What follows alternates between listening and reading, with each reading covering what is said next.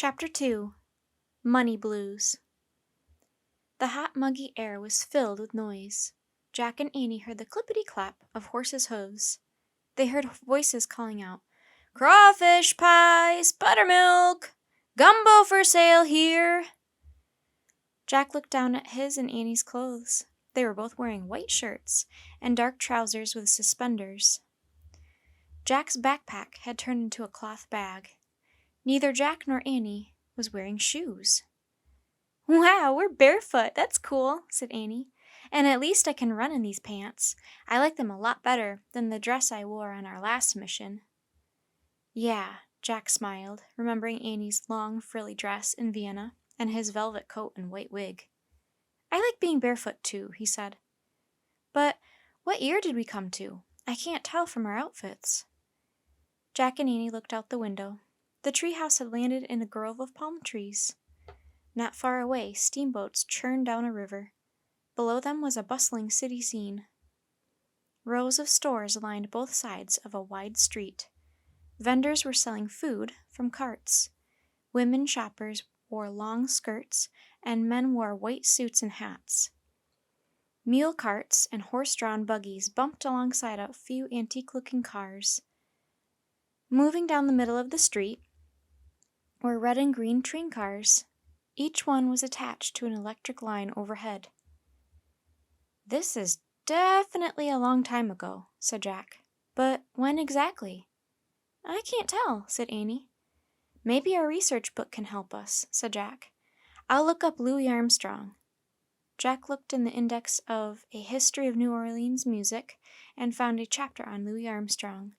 He read, "Born in New Orleans in 1901, Louis Armstrong grew up to be one of the greatest jazz musicians who ever lived." A photo showed an African-American man playing a trumpet. His cheeks were puffed out, and his eyes were closed.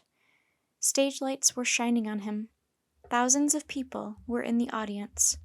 The caption under the photo read, "Louis Armstrong, King of Jazz." "So what is jazz exactly?" asked Annie. "It's a kind of music," said Jack. "Well, yeah, but what kind?" said Annie. Jack looked up jazz in the glossary of their book. He read, "Jazz began in New Orleans in the early 1900s and was first played by African Americans. It is a style of music that has a strong beat and is played with lots of feeling. Jazz melodies are often made up on the spot." "Got it," said Annie. "Read more about Louis." Jack flicked back to the pages about Louis Armstrong and read, "As a young teenager, Louis Armstrong often performed with kid bands on the streets of the city.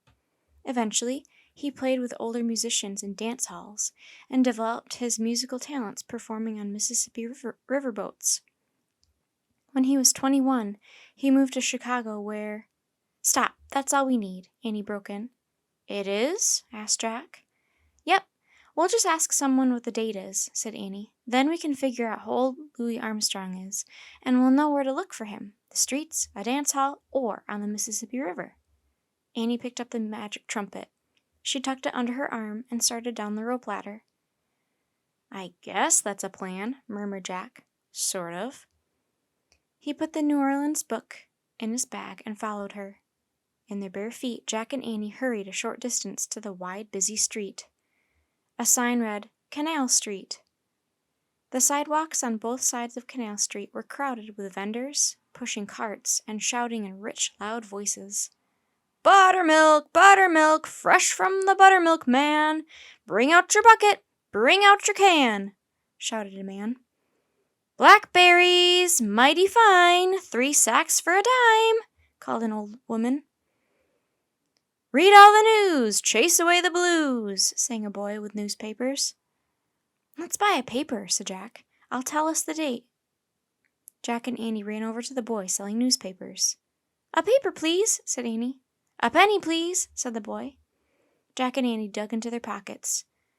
"Uh-oh," said Annie. "No money." "Uh-oh," said the boy. "No paper." He started to walk away.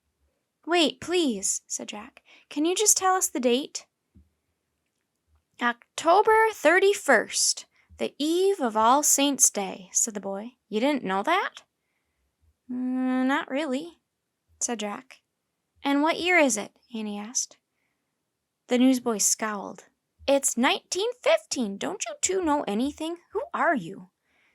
Before Jack could think of an answer, Annie blurted out, We're musicians. We came all the way from Frog Creek, Pennsylvania. She held up their trumpet.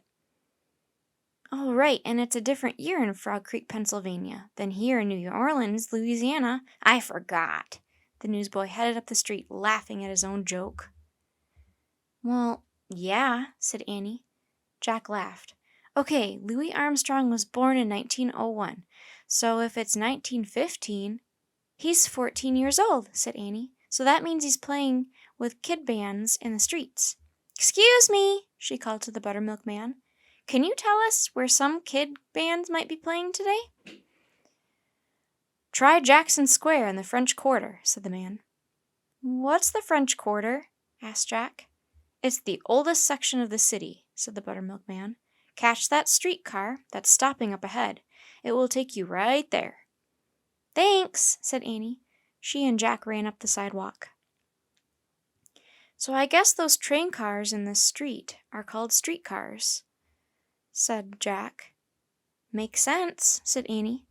Jack and Annie ran to a streetcar stop. They stood in line and then climbed aboard. Oh, wait, Jack said to Annie. We can't. We don't have money. He started to leave. Hey, Sonny, are you coming or going? Said the conductor.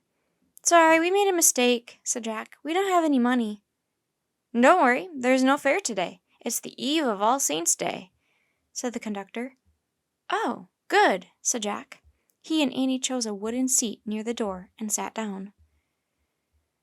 Could you tell us when to get out for Jackson Square and the French Quarter? Annie asked the conductor. Sure thing, the conductor said. Annie rested their magic trumpet on her lap. Lucky for us we came here on the eve of All Saints' Day, she said to Jack. Yeah, but what does that mean? Said Jack. As the streetcar headed along Canal, he looked up All Saints' Day in their book. He read aloud, November 1st is celebrated as All Saints' Day. In New Orleans, it is a day to honor those who have passed away. Sometimes, on the eve of All Saints' Day, people wear costumes and have parties and parades. Considered the spookiest night of the year, the eve of All Saints' Day is a good time for ghost sightings. The eve of All Saints' Day sounds like Halloween, said Annie. It's the same day, too, October 31st. Yeah, said Jack, but what do they mean, a good time for ghost sightings? He kept reading. The city of New Orleans is often called the most haunted city in America. According to legend, the old blacksmith shop on Bourbon Street is haunted by the ghost of the famous pirate, Jean Lafitte. Some say that St. Louis Cathedral is haunted by a Spanish priest, and that a hotel of Chartres Street is haunted by Confederate soldiers. There have been ghost sightings in many other places throughout the city as well. Oh, sounds scary, said Annie. Huh, said Jack. Well, he slammed the book shut. Forget ghosts. We didn't come to New Orleans to look for ghosts. We came here to look for Louis Armstrong, the king of jazz.